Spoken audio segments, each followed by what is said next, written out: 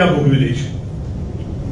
સાથે સાથે હમણાં મને કીધું હતું કે આ કાપડ એફ્લુએન્ટ પ્લાન્ટ માટે એમણે શરૂઆતની અંદર કોર્પોરેશને વિધાનસભામાં મીમના પ્રમુખને ફાયદો કરાવવા માટે કોર્પોરેશને ઓછામાં ઓછું 100 કરોડ રૂપિયાનું નુકસાન કર્યું છે। મને લાગે છે કે આ માજા મૂકી દીધી છે અને આ આખી સિસ્ટમના સંદર્ભમાં આપણને બધાને અનુભવ થયા છે કે આ બધી સેવાઓ નો પૂરો લાભ જે પ્રજાને આટલા બધા પૈસા ખર્ચવા છતાં મળવો જોઈએ એમાંનો કોઈ લાભ પ્રજાને મળતો નથી અને પ્રજા પરેશાન થાય છે। રસ્તા પરના એક્સિડન્ટો હોય કે રોગચાળો હોય કે અનેક વસ્તુ આ ભારતીય જનતા પાર્ટીના સિસ્ટમેટિક ભ્રષ્ટાચારને કારણે થઈ રહ્યું છે એવું સ્વાભાવિક આપણને બધાને દેખાય છે। હું માનું છું કે અને માંગણી પણ કરું પાર્ટીમાંથી કે અત્યાર સુધી આ જે થયેલા કામો છે મંજૂર થયેલા કામો છે કારણ કે તમારા પૈસા નક્કી થયા છે તો તમે સ્ટેન્ડિંગ કમિટીમાં મંજૂર કરી શકતા નથી અને એટલા માટે આજે એટલા કામો મંજૂર થયેલા છે આ બધા જ કામોના સંદર્ભની અંદર ઇન્કવાયરી થવી જોઈએ, પ્રજાને ખબર પડવી જોઈએ અને સાથે સાથે હું એમ માનું છું કે આ આખું રહસ્ય ખુલ્લું રહસ્ય કહેવાય સંસ્થાકીય રીતે કોઈ પણ કોન્ટ્રાક્ટર કોઈ પણ માણસને પૂછો તમારે કોર્પોરેશનના કામ લેવું હોય તો તમારે ચેક આપવો પડે। આ ઇન્કમ ટેક્સ ડિપાર્ટમેન્ટ એની ડિપાર્ટમેન્ટ આટલું બધું સક્રિય છે તો એમણે ભારતીય જનતા પાર્ટીના ખાતામાં કોના ખાતામાં પૈસા જમા થાય છે એની તપાસ કરીને કેટલા પૈસા કેટલા કોન્ટ્રાક્ટરો પાસેથી જમા થયા અને કોન્ટ્રાક્ટરો પાસેથી પૈસા જમા થઈને મને લાગે છે કે એ પૈસા ક્યાં સુધી પહોંચ્યા છે અને જે કોન્ટ્રાક્ટરોએ કામ કરી છે આવા પૈસા આપીને એ કોન્ટ્રાક્ટરના કામના કારણે એમના રસ્તા બગડ્યા છે, એમના બ્રુજ તૂટ્યા છે, એમની પાઇપલાઇનો તૂટી છે, આવી અનેક વાત જે ઉભી થઈ છે તો હું માનું છું કે એમાં પણ દંડની જોગવાઈ અને સજાની જોગવાઈ હોવી જોઈએ। આજના પ્રસંગે મારી વચ્ચે ભાઈ હિંમતસિંહભાઈ છે, એ પણ મેયર તરીકે એમનો અનુભવ લઈ ચૂકેલા છે, કોર્પોરેશનમાં વિરોધ પક્ષના નેતા પણ પોતે હતા, એટલે હું માનું છું કે જે પ્રમાણે કોર્પોરેશનના અધિકારીઓ અને કર્મચારીઓથી માંડીને ભ્રષ્ટાચારની જે ખૂબ ઊભી થઈ છે એની વાત હિંમતસિંહભાઈ આપણી વચ્ચે મૂકશે।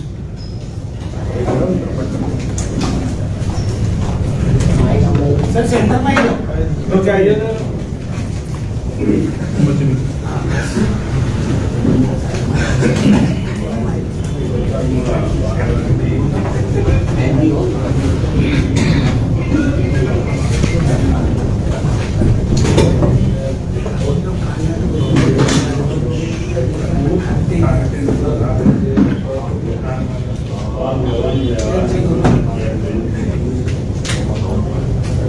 ગુજરાત પ્રદેશ કોંગ્રેસ સમિતિની આજની આ પત્રકાર પરિષદમાં ઉપસ્થિત ગુજરાત વિધાનસભાના ઉપનેતા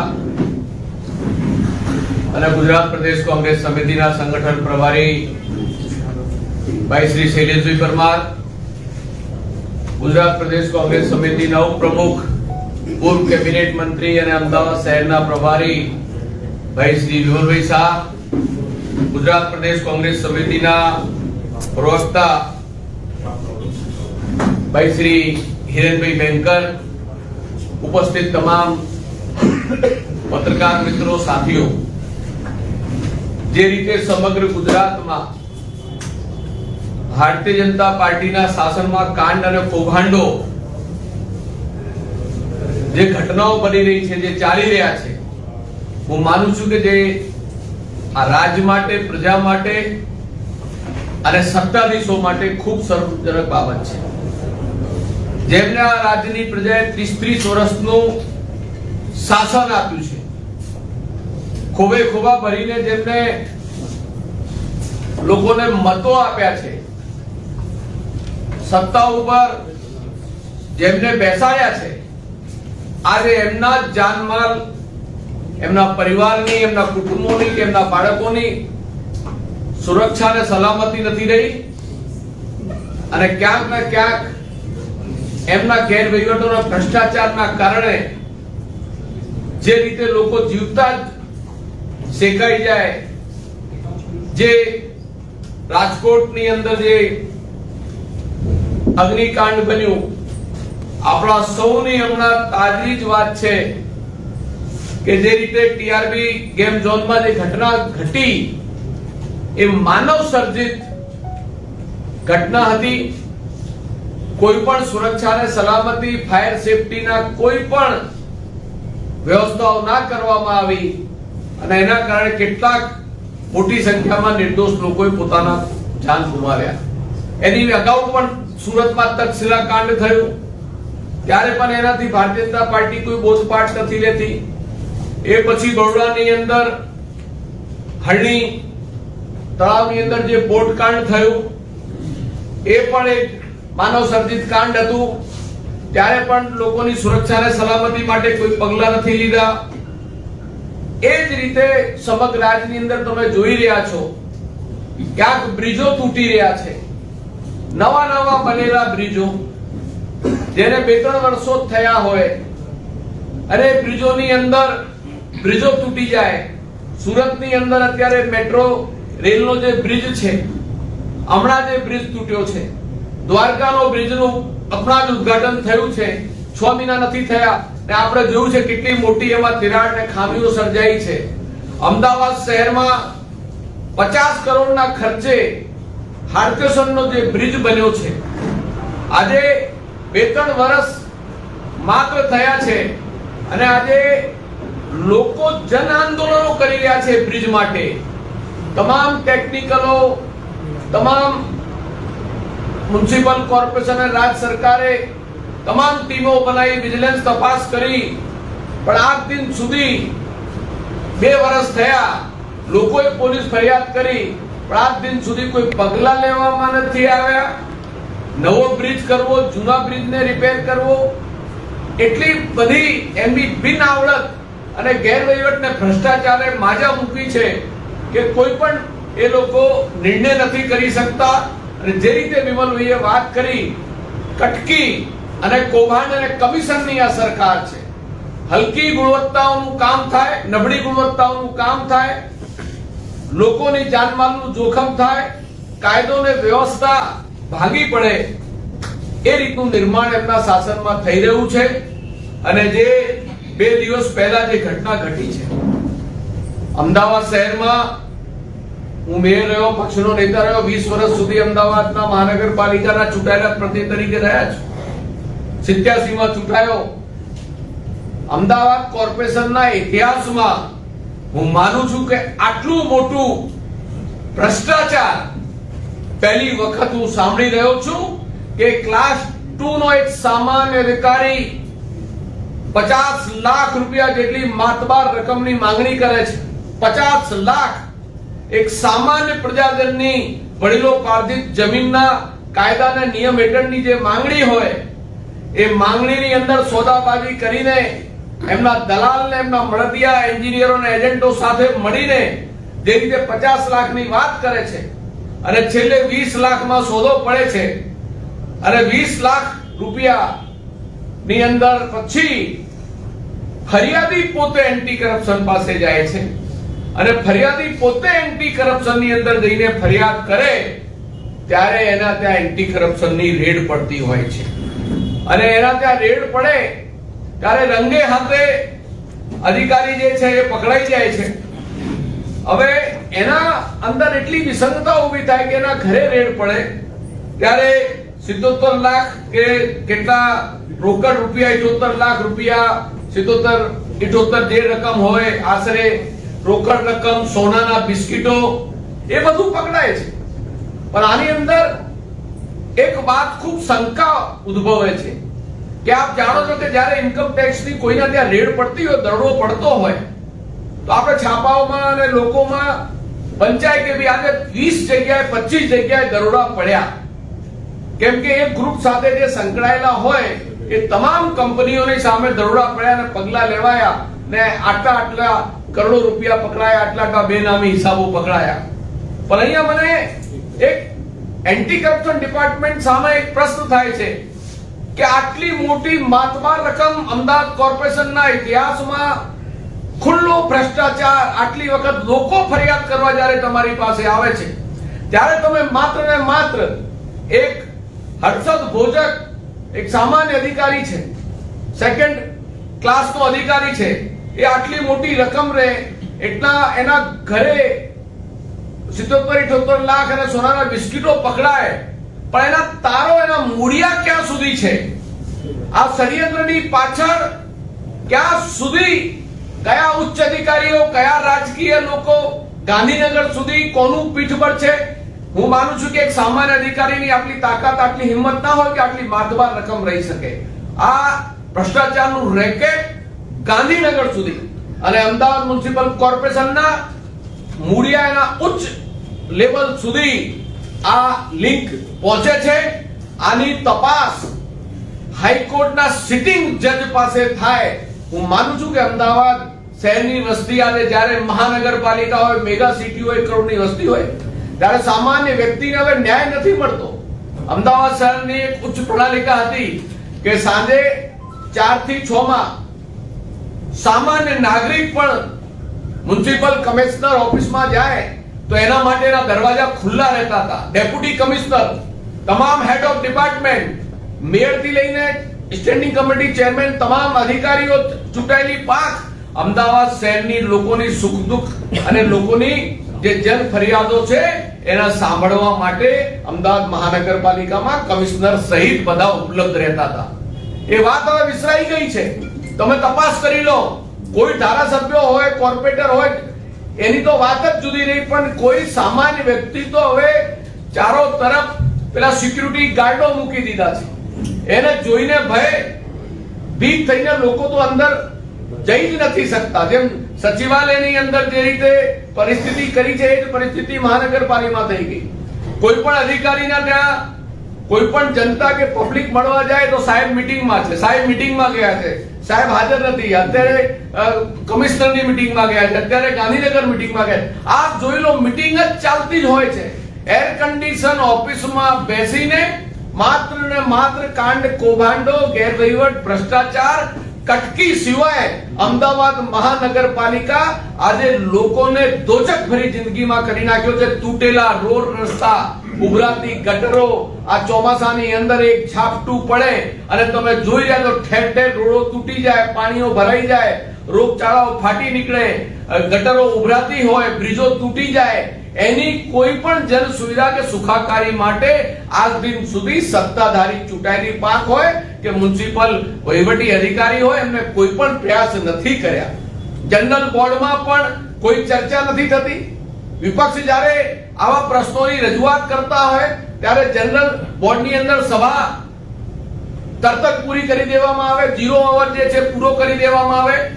આ અમદાવાદના મહાનગરપાલિકામાં સરદાર વલ્લભભાઈ પટેલ સાહેબ પ્રથમ આ નગરપાલિકાના પ્રમુખ હતા. એક પ્રણાલિકા હતી, એક પરંપરા હતી કે વિપક્ષના સભ્યો ગમે તે ચૂંટાય, એ પ્રણાલિકાની અંદર સ્ટેન્ડિંગ કમિટી અને જુદી જુદી કમિટીઓમાં વિપક્ષના સભ્યોને રાખતા હતા. વિપક્ષ હંમેશા એ લોકોનો અવાજ સત્તાધીશોને ધ્યાન ઉપર લાવતો હોય છે. લોકશાહી અને પ્રજાતંત્રની અંદર, લોકતંત્રની અંદર વિપક્ષ એ એક બંધારણીય રીતે આ દેશનું એક ત્રીજું નેત્ર છે કે જે લોકોના હક અને અધિકારો માટે ચૂંટાયેલી પાંખ અધિકારીઓનું ધ્યાન દોરતું હોય છે. ત્યારે ભારતીય જનતા પાર્ટીએ આ ગેરવહીવટને ભ્રષ્ટાચારો કરવા માટે તમામ કમિટીઓમાંથી જે એક 50 વર્ષથી ચાલતી પરંપરાઓ તોડી નાખી છે, તમામ કમિટીઓમાંથી વિપક્ષને રાખ્યા નથી. શેના માટે નથી રાખ્યા? કે આ ગેરવહીવટો, ભ્રષ્ટાચારો, કાંડ અને કૌભાંડો કરવાના હોય અને એમને છૂટો દોર મળી જાય અને આ જ પરિસ્થિતિ આપણે જોઈ રહ્યા છે. એટલે મારે આપના માધ્યમથી એ જ કહેવું છે કે હવે ભારતીય જનતા પાર્ટી જાગે. મુખ્યમંત્રી શ્રી કેબિનેટ મીટિંગમાં પણ કહે છે, મુખ્યમંત્રી શ્રીને કેબિનેટ મીટિંગમાં કહેવું પડે કે શરમજનક બાબત છે કે અધિકારીઓ જોવે છે પણ નીકળી જાય છે. અને બીજી પણ એક એમને ટકોર કરી, મેં ક્યાંક સોશિયલ મીડિયા ઉપર જોયું છે કે ચૂંટાયેલા પ્રતિનિધિઓ પણ લોકોની ફરિયાદને વાંચા નથી આવતા. હું માનું છું કે જ્યારે 156 સીટ કરતા પણ વધારે બહુમતી તમને જ્યારે લોકોએ ચૂંટીને મોકલ્યા હોય, મહાનગરપાલિકા તમારી, રાજ્ય સરકાર તમારી, કેન્દ્ર સરકાર તમારી, એ પછી પણ તમે લોકોને ન્યાય ના આપી શકો, લોકોને સુખાકારી ના આપી શકો, અને એવી અનેક બાબતો થોડીક તમારા ઉપર પણ ધ્યાન ઉપર આપવા માંગુ છું કે આ ડિપાર્ટમેન્ટ, ટીડીઓ ડિપાર્ટમેન્ટ એટલું ભ્રષ્ટ થઈ ગયું છે કે તમારે કોઈ પણ મકાનનું પ્લાન મૂકવું હોય તો જે રીતે હમણાં જ રાહુલજીએ પાર્લામેન્ટની અંદર સંસદમાં ઐતિહાસિક વાત કરી અભિમન્યુના કોઠાની વાત, આ મહાનગરપાલિકા એ જ અભિમન્યુનો કોઠો છે કે સામાન્ય વ્યક્તિ પોતાને મકાન બનાવવાનું હોય તો એ પ્લાન પાસ કરાવી જ ના શકે, એટલું એમનો ગેરવહીવટો, ભ્રષ્ટાચારો, કાયદાકીય વિસંગતતાઓ મૂકવામાં આવી છે. તમે ગેરકાયદેસર બાંધકામ ને કાયદેસર કરવા માટે ઇમ્પેક્ટ ફી લાવો છો. કેટલી વખત ઇમ્પેક્ટ ફી લાયા? 3-4 વખત ઇમ્પેક્ટ ફી લાયા, પણ એ કાયદાનો અમલ નથી થઈ શકતો. એટલી વિસંગતતાઓ છે કેમ કે તમે એક તરફ ગેરકાયદેસર બાંધકામો થઈ ગયા, પછી એને કાયદેસર કરવા માટે ઇમ્પેક્ટ ફી લાવો છો. એ કાયદાનો પણ અમલ થતો નથી કેમ કે ભ્રષ્ટાચારને, ગેરવહીવટને તમારી નીતિ અને સિદ્ધાંતો એવા છે કે સીધી અને સરળ રીતે કોઈ પણ લોકોને કાયદાનું પાલન ના થઈ શકે. અને ક્યાંક તમારા પ્લાનો પાસ થઈ ગયા, નાના મોટા બાંધકામો કર્યા, પ્લાન પાસ થઈ જાય અને તમે બાંધકામ કરી શકો છો, પણ બાંધકામ કર્યા પછી સૌથી દુઃખદ અને વેદના ઊભી કરનારી વાત છે જ્યારે વ્યૂ પરમિશન તમે લેવા જાઓ અને વ્યૂ પરમિશન વગર તમે મકાનની વપરાશ નથી કરી શકતા, ત્યારે ફ્લેટ દીઠ કહું છું 25,000 રૂપિયા તમારે કરપ્શન ને ભ્રષ્ટાચાર એ ત્યાં ચૂકવવું પડે. કમર્શિયલ કર્યું હોય તો કમર્શિયલ પ્રમાણે ભાવો આપવા પડે. એ તમામ વસ્તુઓ ત્યાં ચૂકવાય ત્યારે તમને વ્યૂ પરમિશન મળે. એટલે આજે તમે જુઓ કે મકાનોની કિંમતો વધતી જાય છે, સામાન્ય વ્યક્તિ ઘર નથી લઈ શકતો. કેટલાક તો મકાનો એવા છે કે જેમને વ્યૂ પરમિશન નથી પડી, લોકો રહેવા પણ જતા રહ્યા, બેંકોએ લોન પણ આપી દીધી, ડ્રેનેજ લાઈન, પાણીની લાઈન પણ મળી ગઈ છે, પણ આજ દિન સુધી એને વ્યૂ પરમિશન નથી મળી. અને એની અંદર કોર્પોરેશનના નિયમો છે. આજ આપ જોઈ રહ્યા છો કે એક તરફ આપણે જ્યારે ચોમાસું આવ્યું છે વૃક્ષારોપણ કરીએ છીએ, ટ્રી પ્લાન્ટેશન કરીએ છીએ, અત્યારે એક તરફ વાત કરી ભાઈ કુદરતી રીતે ગરમીની અંદર અને જે કુદરતી રીતે વૃક્ષોનું જે નિકંદન નીકળી રહ્યું છે, ભારતીય જનતા પાર્ટીના શાસનમાં જે પણ જગ્યા ઉપર બાંધકામ થાય છે ત્યાં જે ટ્રી પ્લાન્ટેશન કરવાનું હોય, વૃક્ષારોપણ કરવાનું હોય, કોઈ પણ તમે ફ્લેટોમાં, કમર્શિયલ બિલ્ડિંગોમાં તમે જઈ આવો ત્યાં નથી. ત્યાં નિયમ છે ડ્રેનેજ સુરેજ ટ્રીટમેન્ટ પ્લાન્ટ, પાણીનું શુદ્ધિકરણ કરવા માટે એવી કોઈ સુવિધા ત્યાં રાખવામાં આવતી નથી. પર્કોલેટિંગ વેલ, પાણી જે છે આજે ધીમે ધીમે પાણીનું સ્તર જે છે કેમ કે ચારો તરફ રોડ, રસ્તા, આરસીસી ને બધી જગ્યા થઈ ગયા, પાણી વહી જાય છે. એના માટે નિયમમાં GDCR માં જોગવાઈ કરેલી છે પર્કોલેટિંગ વેલની. એ કોઈ પણ જગ્યાએ પર્કોલેટિંગ વેલ ચાલતી નથી. એટલે તમામ ક્ષેત્રે માત્ર એર કન્ડિશન ઓફિસ ઉપર, કાગળ ઉપરની યોજનાઓ ચાલે છે. માત્ર ગેરવહીવટ, ભ્રષ્ટાચાર અને આમ કહેવાય કે ભાજપ સત્તાના નશામાં મસ્ત અને પ્રજા ત્રસ્ત એવું તંત્ર આખું ચાલી રહ્યું છે. તમામ વિભાગ, ઇજનેર ડિપાર્ટમેન્ટ હોય, ટાઉન પ્લાનિંગ વિભાગ હોય, આરોગ્ય વિભાગ હોય, આજે લોકો ફરિયાદ કરે કે અમને ખાવાની અંદર કઈ જીવાત આવી છે ત્યારે તમે જઈને સીલ મારો છો. વોર્ડ વાઇઝ તમામ ડિપાર્ટમેન્ટના તમામ અધિકારીઓ છે નિમણૂક કરેલી, તમામ વોર્ડ વાઇઝ આરોગ્યના છે, ટાઉન પ્લાનિંગ છે, હેલ્થના છે, ઇજનેરના છે, તમામ વોર્ડ વાઇઝ ઓફિસો કરેલી છે, અધિકારીઓ મૂકેલા છે, તમામને સત્તાઓ આપવામાં આવેલી છે, પણ કોઈ પણ પ્રજાલક્ષી, પ્રજાના સુખાકારી માટેના કોઈ પણ કાર્યો થતા નથી. પ્રજાના ટેક્સના નાણાંથી મ્યુનિસિપલ કોર્પોરેશનનો વહીવટ ચાલે છે, ત્યારે એક તરફ તમે મ્યુનિસિપલ ટેક્સ ઉપર ટેક્સ વધારતા જાઓ છો, જુદા જુદા કરનું ભારણ લોકો ઉપર નાખતા જાઓ છો. તમે જુઓ છેલ્લા 15 વર્ષમાં ભારતીય જનતા પાર્ટી કેટલા ટેક્સો મ્યુનિસિપલ કોર્પોરેશનની અંદર, વ્યવસાય વેરો, આ તે એટલું બધું કમરતોડ ટેક્સ વધારો કર્યો છે અને સુવિધાઓની નામે તમે જુઓ તો મીંડું છે માત્ર. એટલે આજે કોંગ્રેસ પાર્ટી આ બાબતે ખૂબ ગંભીરતાથી લઈ રહી છે અને આવનાર દિવસોમાં એમના ગેરવહીવટો અને ભ્રષ્ટાચારનો ઉજાગર માટે આક્રમકતાથી લોકોના હક અધિકારો માટે કોંગ્રેસ પાર્ટી સંઘર્ષ કરશે. ધન્યવાદ. આદરણીય શૈલેષભાઈ, સંપૂર્ણ ગુજરાતમાં જે પ્રકારે ભ્રષ્ટાચારની સિસ્ટમની પણ સિસ્ટમેટિક ભ્રષ્ટાચાર થઈ રહ્યો છે એની વિગત કહેશે. સમગ્ર ગુજરાતમાં અમદાવાદ, સુરત, રાજકોટ આ તમામ મ્યુનિસિપલ કોર્પોરેશનમાં જે પ્રમાણે ભ્રષ્ટાચાર થઈ રહ્યો છે એના વિશે વાત કરશે.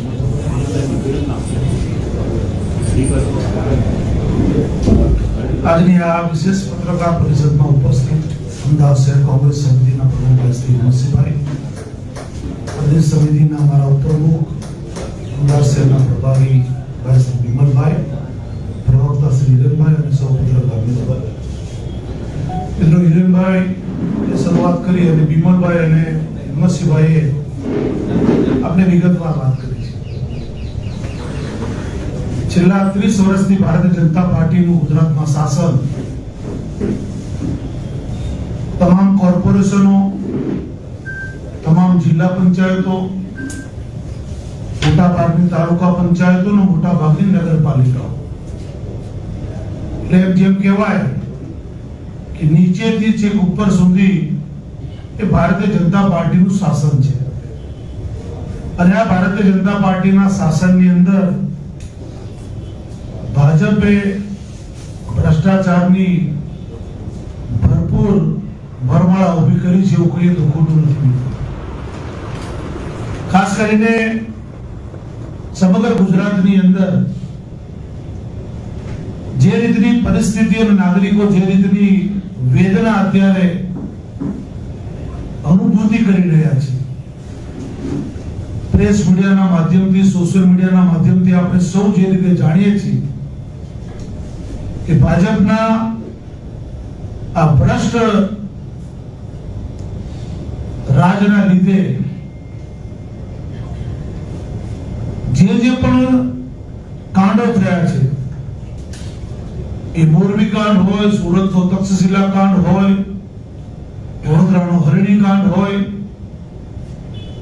રાજકોટનો ટીઆરપી ઝોન હોય, અમદાવાદમાં થયેલો રાયકાંડ હોય, બોટાદમાં થયેલો લઠ્ઠાકાંડ હોય, અમદાવાદનો બ્રિજ તૂટ્યો હોય, પાલનપુરનો બ્રિજ તૂટ્યો હોય, આવા અનેક કાંડો થયા છે. અને જ્યારે જ્યારે પણ આ રીતના જ્યારે બનાવ બને છે ત્યારે ભારતીય જનતા પાર્ટીની સરકાર એક એસઆઈટી ની રચના કરે છે. અને એસઆઈટી ની રચના કરીને એસઆઈટી એનો રિપોર્ટ રજૂ કરશે અને એના આધારે પગલાં લેવામાં આવશે. આ તમામ કાંડ થયા, આ તમામ કાંડની અંદર જે એસઆઈટી ની રચના કરવામાં આવી છે, એ એસઆઈટી ની રચના કરવાની બાદ એક પણ મોટા અધિકારી કે એક પણ શાસક કરતા પદાધિકારીનું નામ કોઈ પણ જગ્યાએ આવ્યું નથી.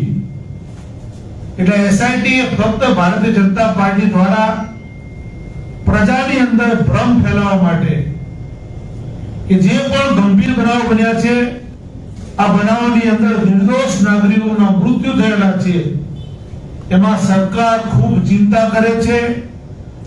સરકાર ખૂબ ઊંડાણપૂર્વક એસઆઈટી ની રચના કરીને કોઈ પણ ચમરબંધીને કે મગરમચ્છને છોડવામાં નહીં આવે.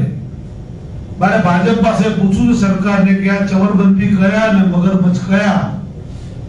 જો તમે સાગઠિયા અને ભોજક જેવાને મગરમચ્છ કે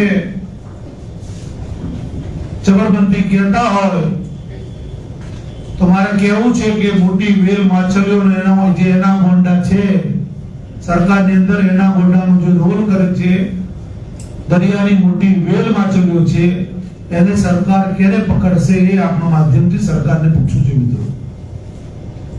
કારણ કે ભાજપની ભ્રષ્ટ નીતિના કારણે ગુજરાતના નાગરિકો જેનો ભોગ બની રહ્યા છે.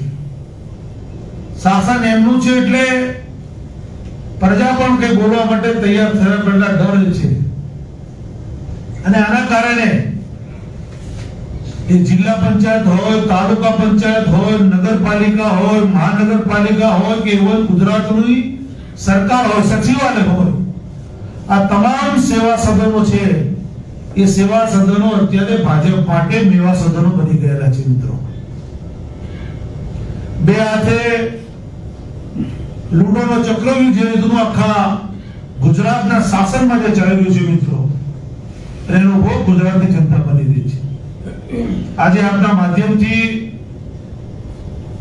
મારે સરકારને પૂછવું છે કે ગુજરાત હાઈકોર્ટ દ્વારા જે હરણીકાંડ થયો અને હરણીકાંડ થયા પછી નામદાર ગુજરાત હાઈકોર્ટે જ્યારે એમ કીધું કે વડોદરા શહેરના કોર્પોરેશનના અધિકારી તરીકે બે અધિકારીશ્રીઓ, એક વિનોદ રાય અને એક એચ.એસ. પટેલ, આ બંને સામે ખાતાકીય તપાસ થવી જોઈએ અને ફક્ત ખાતાકીય તપાસ નહીં, એમની સામે શિક્ષાત્મક પગલાં પણ સરકારે લેવા જોઈએ. અને આપના માધ્યમથી સરકારને પૂછવું છે કે હાઈકોર્ટ, નામદાર હાઈકોર્ટે જ્યારે આ ટકોર કરી છે, એક પ્રકારનો આદેશ જ્યારે કર્યો છે, ત્યારે એ ટકોર અને આદેશ થયા પછી આજ દિન સુધી ભારતીય જનતા પાર્ટીની આ સરકાર જે નિર્દોષ બાળકો, જે હરણીકાંડની અંદર જેનો વાંક નહોતો, ગુનો નહોતો, પણ ભાજપના ભ્રષ્ટ વહીવટના કારણે જે લોકોના મૃત્યુ થયા હતા, જેનો ભોગ લેવાયો હતો, આજે આ અધિકારીઓ સામે સરકારે પગલાં કેમ નથી લીધા? શું સરકાર પોતાની જાતને નામદાર હાઈકોર્ટ કરતા પણ મોટી ગણે છે? આ અપમાન નામદાર હાઈકોર્ટનું પણ છે. માટે સરકારને આપના માધ્યમથી કહેવા માંગુ છું કે નામદાર હાઈકોર્ટના હુકમ થયા પછી આ બે અધિકારીઓ સામે આ દિન સુધી કેમ પગલાં લેવામાં આવ્યા નથી, કે કેમ તેમની સામે ખાતાકીય તપાસ કરવામાં આવી નથી? મિત્રો, ભ્રષ્ટાચારે તો જે માજા મૂકી છે, અને ભ્રષ્ટાચારની આ માજાની અંદર જે ભાજપની આ સરકારો છે, જે મેં વાત કરી, નગરપાલિકાથી માંડીને સચિવાલય સુધી જે અધિકારીઓ અત્યારે રાજ, અધિકારીઓનું રાજ છે. અને આ બાબુ અને આ અધિકારીઓ અત્યારે દુશાસનના રોલની અંદર ગુજરાતની પ્રજા વચ્ચે રમી રહેલા છે. ગુજરાતના અધિકારીઓ એ દુશાસન છે અને સરકાર એ ધૃતરાષ્ટ્ર થઈને આખો રોલ જોઈ રહી છે. કારણ કે જે રીતના ભ્રષ્ટાચારો સમગ્ર ગુજરાતમાં ચાલી રહ્યા છે, એ રોડ હોય, રસ્તા હોય, નાળા હોય, ગટર હોય, બ્રિજ હોય, સિંચાઈની યોજનાઓ હોય, આરોગ્ય વિભાગો, કોઈ પણ વિભાગ હોય, અને એ કારણોસર તમને જાણીને આશ્ચર્ય થશે કે કોંગ્રેસ પાર્ટીએ નક્કી કર્યું હતું કે કોઈ પણ જગ્યાએ આ રીતના બનાવો બને તો કોંગ્રેસ પાર્ટીએ ત્યાં અચૂક જવું ને પ્રજાના ન્યાય માટેની લડત આપવી. આ આંધળી સરકાર અને આ બહેરી સરકારના આંખ અને કાન ખોલવા માટે કોઈ જગ્યાએ ખાડો પડ્યો હોય તો એ ખાડાની અંદર એક કુંડું મૂકવું, જેમાં ભાજપનો ઝંડો મૂકવો. બ્રિજ તૂટ્યો હોય તો ભાજપનો ઝંડો મૂકવો. કોઈ જગ્યાએ ખોટા બનાવ બન્યા હોય તો ભાજપનો ઝંડો મૂકવો. તમને જાણીને આશ્ચર્ય થશે કે ભાજપ દ્વારા જે લોકોનો આ બિઝનેસ છે, આ ઝંડા આપવાનો, તોરણ આપવાનો, એ લોકોને પોલીસ અધિકારી સૂચના આપવામાં આવી છે કે કોઈ પણ વ્યક્તિ, કોઈ પણ લોકો તમારી પાસે આ ખરીદી કરવા માટે આવ્યા, ઝંડા કે તોરણ કે બિલ્લા કઈ બી, અને ખાસ કરીને ભારતીય જનતા પાર્ટીના ઝંડા, તો એની પાસે લેખિતમાં લેવું, એનું નામ, સરનામું, ફોન નંબર અને કયા પર્પસથી, કયા કારણોસર આ ઝંડા લેવામાં આવ્યા છે, વિચાર કરી લો તમે. આ રીતની નીતિ આ ભારતીય જનતા પાર્ટી દ્વારા સમગ્ર ગુજરાતની અંદર ફેલાવવામાં આવી છે. એક તો ભ્રષ્ટ છે અને ભ્રષ્ટાચારની જ્યારે માજા મૂકી છે, ત્યારે કોંગ્રેસ જ્યારે પ્રજા માટે પ્રશ્નો ઉપાડે અને ત્યારે આ રીતના પોલીસ તંત્ર દ્વારા આ રીતનું એક ઊભું કરવામાં આવ્યું છે. ખાસ કરીને ખાસ કરીને જે રીતનું ભાજપ દ્વારા જે ભ્રષ્ટાચાર થઈ રહ્યો છે, ભાજપના પદાધિકારીઓ અને પ્રવક્તાઓ કહેશે કે કોંગ્રેસ તો વિપક્ષમાં છે, અરે અમારો વિરોધ જ કરે છે. ભાઈ, પ્રજાએ અમને વિરોધ પક્ષ તરીકે મૂક્યો છે તો અમારો કામ છે કે પ્રજાને પડતા જે પણ પ્રશ્નો છે એમને અગવડો જે પડતી હોય, તમે ભ્રષ્ટાચાર કરો એટલે અમારે તાળીઓ પાડવાની, તમે કાંડ કરો એટલે અમારે તમારા કાંડમાં અમારે નાચવાનું ના. વિપક્ષ તરીકે અમારી એ મુખ્ય જવાબદારી છે અને જવાબદારીના ભાગ સ્વરૂપ કોંગ્રેસ પાર્ટી વિપક્ષનો રોલ પૂરેપૂરો અદા કરે છે. અને ભાજપના હું પદાધિકારીઓને પ્રવક્તાઓ આજે કહેવા માંગુ છું કે કોંગ્રેસ તો વિપક્ષમાં છે અને તમારો વિરોધ કરે છે, પણ આપ જોવો છો કે ભારતીય જનતા પાર્ટીની અંદર ભાજપના એ ધારાસભ્યો હોય, અનેક ધારાસભ્યો, સંસદ સભ્યો, એમના પદાધિકારીઓ આજે ખુલ્લેઆમ મુખ્યમંત્રીશ્રીને અને સરકારના મંત્રીશ્રીઓને પત્રો લખે છે કે અમારા વિસ્તારની અંદર અમારા આ જગ્યાએ આટલી પ્રોબ્લેમ છે, તમે એનું સોલ્યુશન લાવો. અને આ વાત પત્રો જે લખે છે એ સોશિયલ મીડિયા હોય, પ્રેસ મીડિયા હોય કે આપના માધ્યમથી, ટીવી મીડિયાના માધ્યમથી ગુજરાતની પ્રજા પણ ખુલ્લી રીતે જાણે છે. એટલે તમારો વિરોધ એ તમારા પક્ષના, તમારા ચૂંટાયેલા ધારાસભ્યો, સંસદ સભ્યો અને પદાધિકારીઓ કરી રહ્યા છે અને ખુલ્લેઆમ કહી રહ્યા છે કે અમે ચૂંટાયેલા સભ્યો, જે સરકાર ભલે અમારી હોય, પણ ભારતીય જનતા પાર્ટીના એક પણ ધારાસભ્ય કે એક પણ સંસદ સભ્યનું ગુજરાતના બાબુઓ, અધિકારીઓ સાંભળતા નથી. માટે જ હું કહું છું કે અધિકારીઓ દુશાસનના રોલમાં છે અને સરકાર એ ધૃતરાષ્ટ્રના રોલમાં આજે આવી ગયેલી છે. માટે જ અમારે પાંડવો તરીકે, વિપક્ષે પાંડવો તરીકે બહાર આવીને આ દુશાસનોને, આ ધૃતરાષ્ટ્રને સત્તામાંથી દૂર કરવાના પ્રયત્નો અમારે કરવા પડે ને એ અમે કરી રહ્યા છીએ. મિત્રો, આજે જે રીતની પરિસ્થિતિ ઊભી થઈ છે, અધિકારીઓને તમે જોજો, આજે પોલ્યુશન બોર્ડની અંદર આજે સાબરમતી નદીઓ કહીને નદીઓની અંદર વાત કરી આપણે, હાઈકોર્ટ દ્વારા અનેક વખત હાઈકોર્ટ દ્વારા ટકોર કરવામાં આવી છે, આદેશ કરવામાં આવ્યો છે, લેખિતમાં કરવામાં આવ્યું છે, પણ આ જુઠ્ઠા અને ભ્રષ્ટ અધિકારીઓ એ હાઈકોર્ટને પણ ગુમરાહ કરી રહ્યા છે. એટલે રાજ અત્યારે એવું ચાલે છે, કોંગ્રેસ જે વાત કરે છે ને કે ભારતીય જનતા પાર્ટી બંધારણને ખતમ કરવાની પાર્ટી છે, એનું ઉત્તમ ઉદાહરણ કે અધિકારીઓ પોતે હાઈકોર્ટના થયેલા ઓર્ડરોની પણ અવગણના કરતા હોય છે.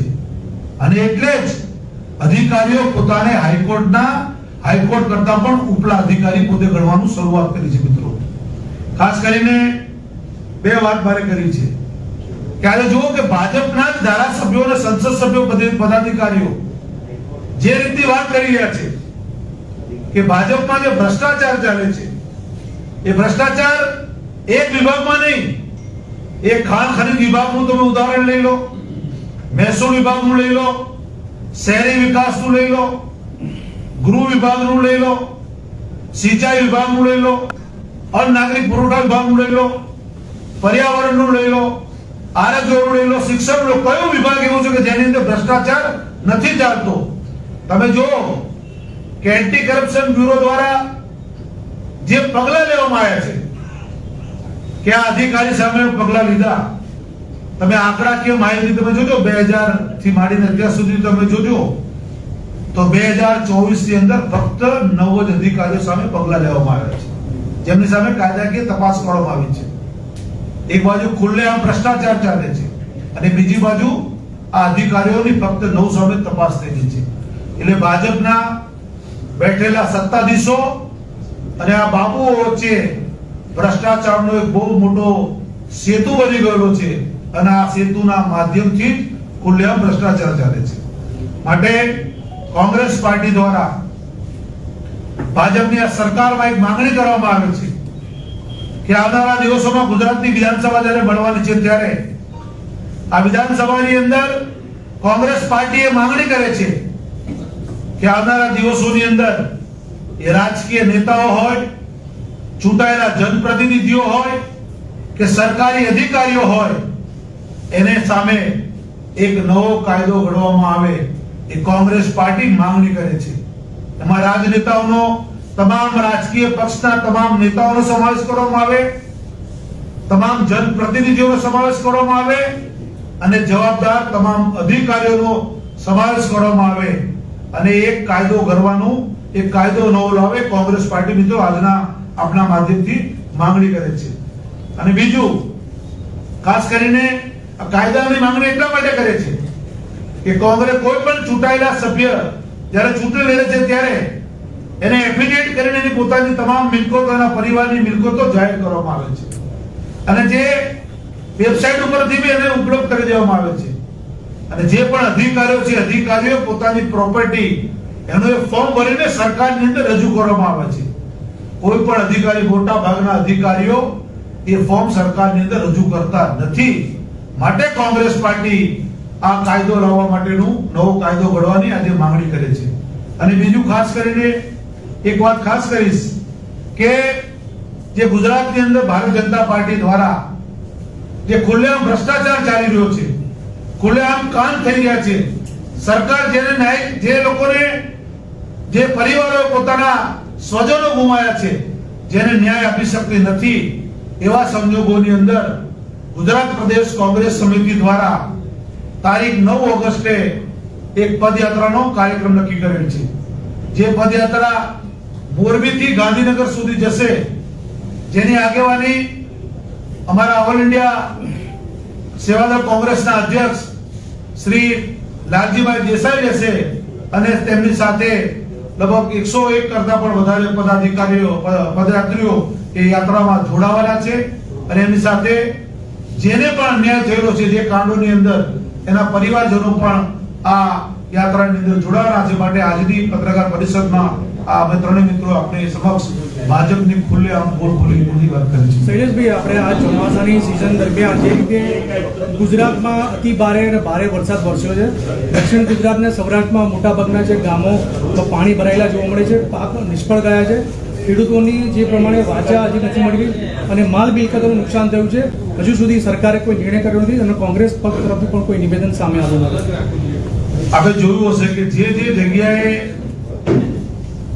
અતિ ભારે વરસાદ જ્યાં પડેલો છે, ત્યાં એ જુનાગઢ હોય, પોરબંદર હોય, ગીર સોમનાથ હોય, વલસાડ, નવસારી, જે જિલ્લાઓની અંદર અતિ ભારે વરસાદ પડ્યો છે, ત્યાં કોંગ્રેસ પાર્ટી દ્વારા પ્રદેશ સમિતિ વતી માન્ય શક્તિસિંહભાઈ ગોહિલ સાહેબના વતી દરેક જગ્યાએ કોંગ્રેસનું એક ડેલિગેશન ગયેલું છે અને એ ડેલિગેશને એ વિસ્તારની મુલાકાત લીધી છે. ત્યાં થયેલા નુકસાનનો તાગ એમણે મેળવેલો છે અને ત્યાંના સ્થાનિક ખેડૂતો હોય કે જે લોકોને તકલીફ છે, જે લોકો રિયલમાં જેને પ્રોબ્લેમ થયેલા છે, એવા તમામ જગ્યાએ ફક્ત દેખાવ નહીં પણ એમને સાથે રાખીને પદયાત્રા પણ કરી છે અને કલેક્ટર શ્રીને આવેદનપત્ર પણ આપ્યું છે કે અમારી સમક્ષ થયેલી રજૂઆતો, જે રજૂઆતના સ્વરૂપમાં આ ખેડૂતો એમની પોતાની આટલી માંગણી કરેલી છે, એટલે જે વિસ્તારોની અંદર જ્યાં બનાવો બનેલા છે આ રીતે અતિ ભારે વરસાદના, તો કોંગ્રેસનું ડેલિગેશન ત્યાં ગયું છે અને કલેક્ટર સમક્ષ એ જે લોકો પીડિત છે, પીડિત લોકોને સાથે રાખીને કલેક્ટર શ્રી સમગ્ર રજૂઆત પણ કરેલી છે અને માંગણી પણ કરેલી છે, લેખિતમાં કરેલી છે. હિંમતભાઈ, તમે તો બે રહી ચૂક્યા છો, ખાલી ગુમા વરસાદની તીવ્રતા અમદાવાદ શહેરમાં એટલી નથી, 50% વરસાદ થયો નથી અને શહેરના મોટાભાગના રસ્તાઓ ખાડા પડી ગયા છે. આ રસ્તાઓ ધોવા માટે તમે કોણ કારણભૂત બનો છો? આ રસ્તાઓ અંગે તમારી શું લાગણી માંગણી છે? આની અંદર સીધી અને ચોક્કસ રીતે એક જ વાત છે, હલકી ગુણવત્તા અને કટકી અને કૌભાંડ અને ભ્રષ્ટાચાર. જે રોડ રસ્તાના જે ટેન્ડરો નીકળે છે, એ ટેન્ડરોની અંદર જે ટર્મ્સ અને કન્ડિશન મૂકવામાં આવે છે, એનું કોઈ પાલન કરવામાં નથી આવતું. જે પ્રમાણમાં એની અંદર ડામર અને એનો વપરાશ જે પ્રમાણમાં હોવો જોઈએ એ પ્રમાણમાં ના હોવાના કારણે, હલકી ગુણવત્તાનું મટીરિયલ હોવાના કારણે એક નાનકડું ઝાપટું આવે અને રોડ ધોવાઈ જાય, એ પરિસ્થિતિનું નિર્માણ આ વર્ષે નહીં, છેલ્લા કેટલાક વર્ષોથી અમદાવાદ શહેરના નગરજનો ઉબડ ખાબડ તૂટેલા રોડ રસ્તા આનાથી લોકો હેરાન છે. એટલે ભારતીય જનતા પાર્ટી કુંભકર્ણની નિંદ્રામાં ઊંઘી રહી છે. એમને તો માત્ર કાંડ અને કૌભાંડ અને કટકી એમને કમિશન મળી જાય પછી જે રોડોનું થાય રસ્તાનું થાય તૂટે ઉબડ ખાબડ રસ્તા હોય એની જે 5 વર્ષની ગેરંટી આપેલી હોય ગેરંટીની અંદર કામ ના હોય કોન્ટ્રાક્ટરોને બ્લેકલિસ્ટ કરવાના હોય એ કોન્ટ્રાક્ટર ઉપર પગલા લેવાના હોય એ તમામ જોગવાઈઓ છે પણ એવા કોન્ટ્રાક્ટરોને છાવરવામાં આવે છે બ્લેકલિસ્ટ કરવામાં નથી આવતા અને કામગીરી જે ચાલી રહી છે જે નીતિ ચાલી રહી છે જે સિદ્ધાંતો છે એ જ હું માનું છું પ્રજાલક્ષી નથી પ્રજા વિરોધી છે. એટલે આ તમામ બાબતો તપાસ માંગી લે છે. ભ્રષ્ટાચાર મુક્ત અમદાવાદ શહેરનું શાસન જે છે એ થાય તો લોકોને સારા સ્વચ્છ અને સારા રોડ રસ્તા સારા બ્રિજો આપી શકીએ સારી સુવિધાઓ આપી શકીએ. આજે પણ જ્યારે આપના માધ્યમથી કહેવા માંગુ છું કે જ્યારે મનમોહનસિંહજી આ દેશના વડાપ્રધાન હતા કોંગ્રેસની અંદર યુપીએની ગઠબંધનની સરકાર હતી ત્યારે અમદાવાદ મહાનગરપાલિકાના વિકાસ માટે 5000 કરોડથી વધારે Jawaharlal Nehru rural mission urban ડેવલપમેન્ટમાં માધ્યમથી અમદાવાદ શહેરને આપવામાં આવ્યા હતા. એમાં માત્ર 800 થી 900 કરોડ એ તો વરસાદી પાણીના નિકાલ માટે એની અંદર વરસાદી પાણીના નિકાલ માટે અને ડ્રેનેજ લાઈન માટે 800 થી 900 કરોડ રૂપિયા વાપરવામાં આવ્યા. ત્યારે પણ અમે ભારતીય જનતા પાર્ટીનું ધ્યાન દોર્યું કે તમને 800 થી 900 કરોડ રૂપિયા જેવી માતબાર રકમ વરસાદી પાણીના નિકાલ માટે મળે છે.